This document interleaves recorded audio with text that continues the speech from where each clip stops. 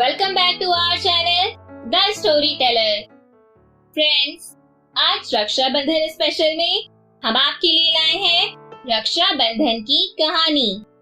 भारत में भाई बहन के स्नेह का पर्व रक्षाबंधन श्रावण मास की पूर्णिमा को मनाया जाता है। इस दिन बहनें अपने भाइयों की कलाई पर स्नेह बंधन राखी बांधती हैं और भाई आजीवन उनकी रक्षा करने का वचन देते हैं।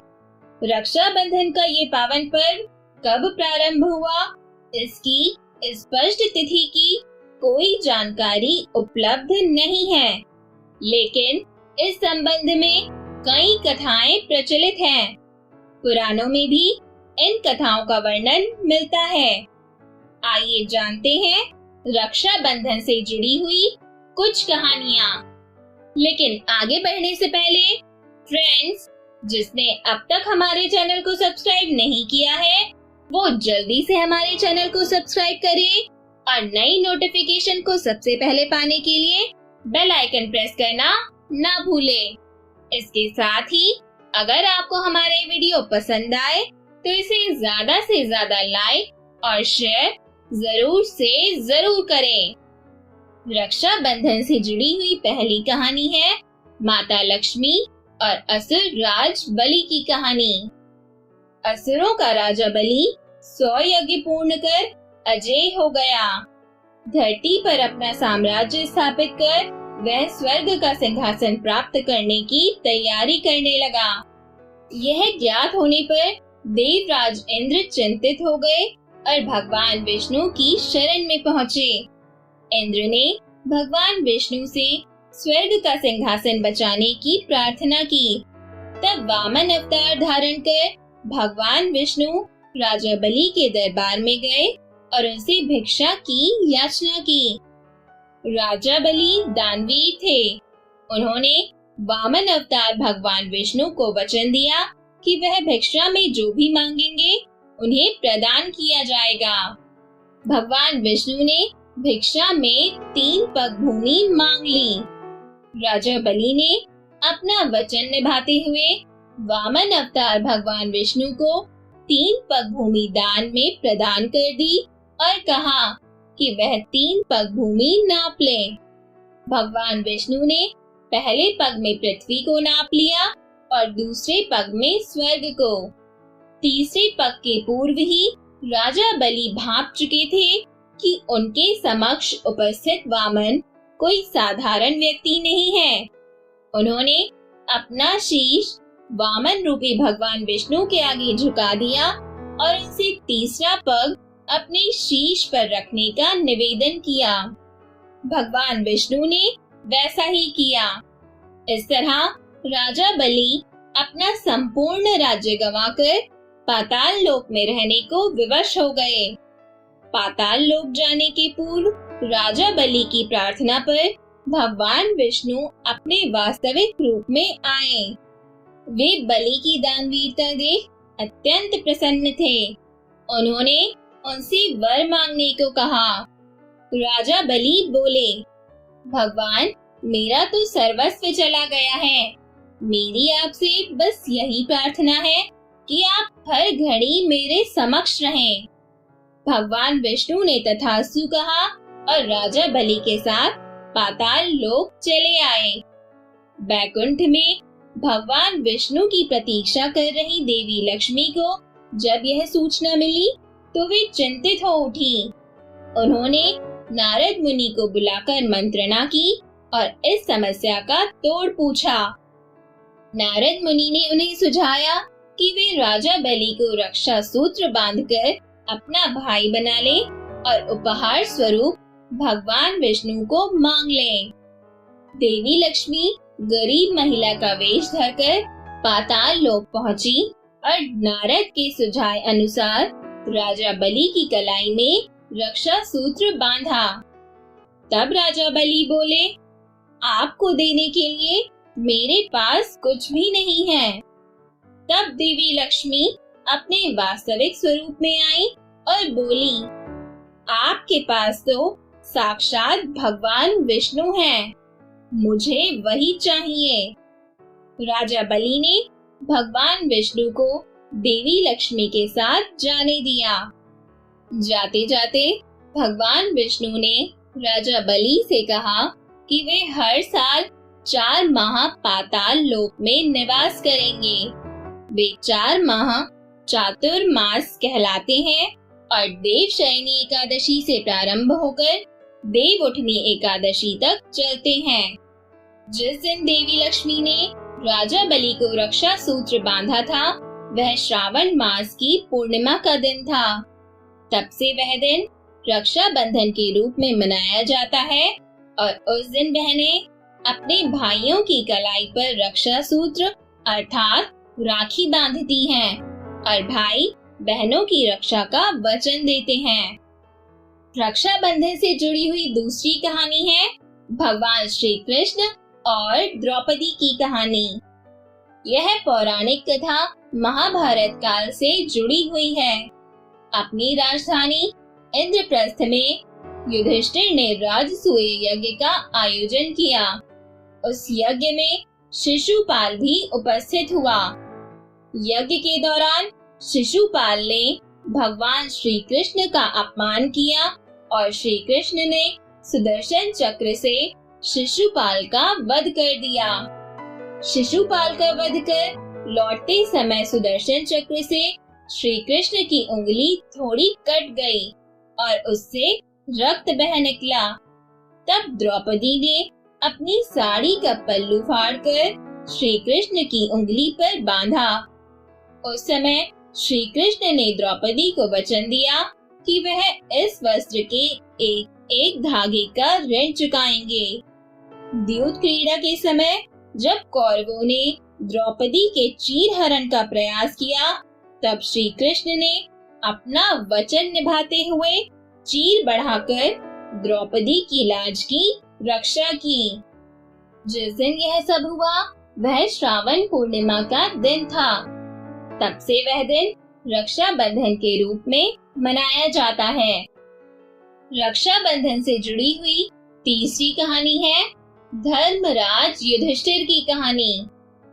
यह कथा भी महाभारत युद्ध के समय की है। युद्ध के दौरान एक दिन युधिष्ठिर ने श्री कृष्ण से पूछा, मुझे कोई उपाय बताइए ताकि मैं सभी संकटों के पार जा सकूं। तब श्री कृष्ण ने युधिष्ठिर से कहा, सभी सैनिकों की कलाई पर रक्षा सूत्र बांधो। वह समस्त संकट हर कर विजय प्राप्ति सुनिश्चित करेगा। युधिष्ठिर ने वैसा ही किया और महाभारत युद्ध में विजय प्राप्त की। इस विजय में रक्षा सूत्र का भी योगदान था। जिस दिन युधिष्ठिर ने सभी सैनिकों को रक्षा सूत्र बांधा था, वह श्रावण मास की पूर्णिमा का दिन था। तब से इस दिन सैनिकों को भी राखी बांधी जाती है। रक्षा बंधन से जुड़ी हुई चौथी कहानी है देवराज इंद्र की कहानी। इस कथा का उल्लेख भविष्य पुराण में मिलता है। एक बार 12 वर्षों तक अनवरत देवों और असुरों के मध्य युद्ध होता रहा। इस युद्ध में देवता गणों की पराजय हुई। देवराज इंद्र सभी देवों के साथ अमरावती चले गए।